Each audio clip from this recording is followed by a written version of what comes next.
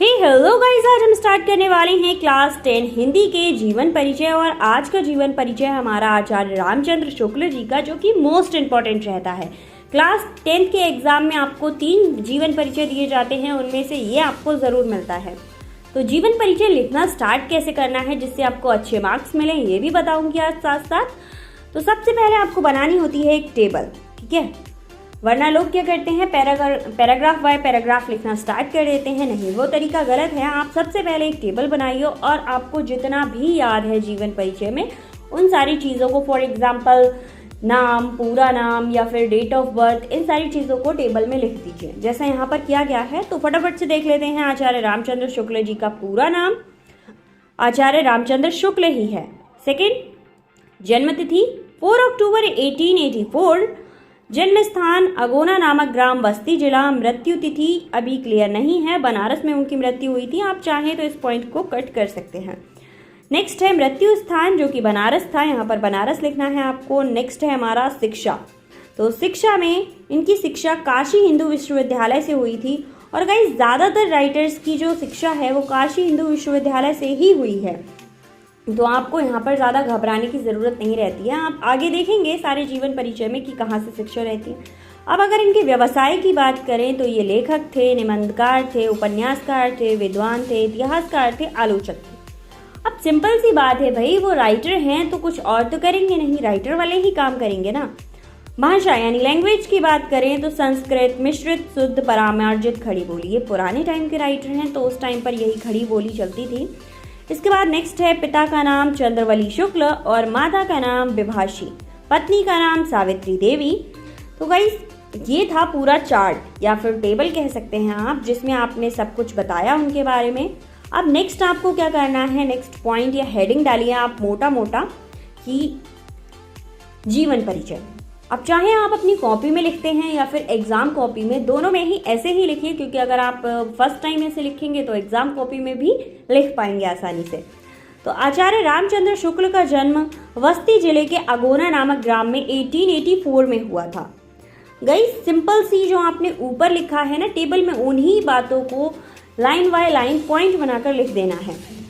इनके पिता का नाम चंद्रवली शुक्ल था, जो अरबी फारसी भाषा के प्रेमी थे, इसलिए उनकी 8वीं कक्षा तक शिक्षा उर्दू फारसी में हुई थी, परंतु हिंदी के प्रति उनका बड़ा अनुराग था। इंटर परीक्षा पास करने के बाद मिर्जापुर के मिशन स्कूल में कला के अध्यापन हो गए थे।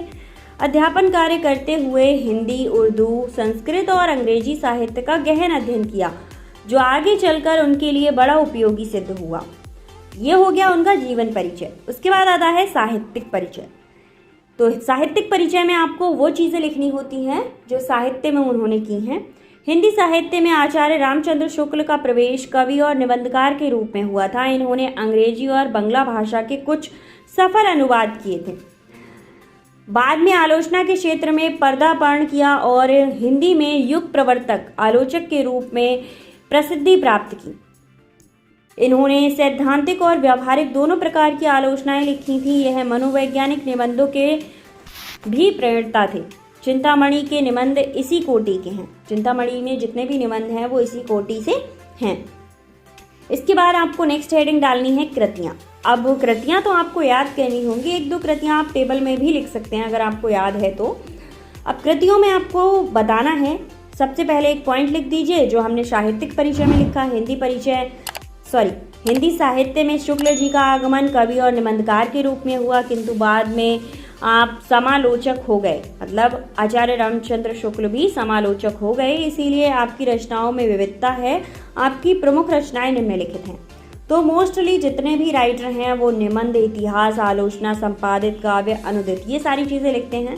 हेडिंग बना लीजिए जो जो उन्होंने लिखा है। सबसे पहले आप देंगे निबंध। तो चिंतामणि भाग 1 और 2 विचार विधि। अब इन कृतियों में से आप कुछ कट मत करिएगा, क्योंकि फिर आपको मार्क्स नहीं मिलने वाले हैं, क्योंकि मैंने पहले ही बहुत सोच समझकर चीज़ें लिखी हैं और लिमिटेड लिखा है, ज़्यादा लंबा चौड़ा करने की कोशिश नहीं की है। सेकेंड, इतिहास। हिंदी साहित्य का इतिहास, यह हिंदी साहित्य का प्रथम वैज्ञानिक प्रमाणिक इतिहास है। आलोचना की बात करें तो सूरदास रस मीमांसा काव्य में रहस्यवाद और संपादित जैसी ग्रंथावली, भ्रमर गीत सार, काशी नगरी प्रचारणिका पत्रिका, हिंदी शब्द सागर, तुलसी ग्रंथावली। काव्य की बात करें तो बुद्ध चरित्रिक, अभिमन्यु वध। ठीक है।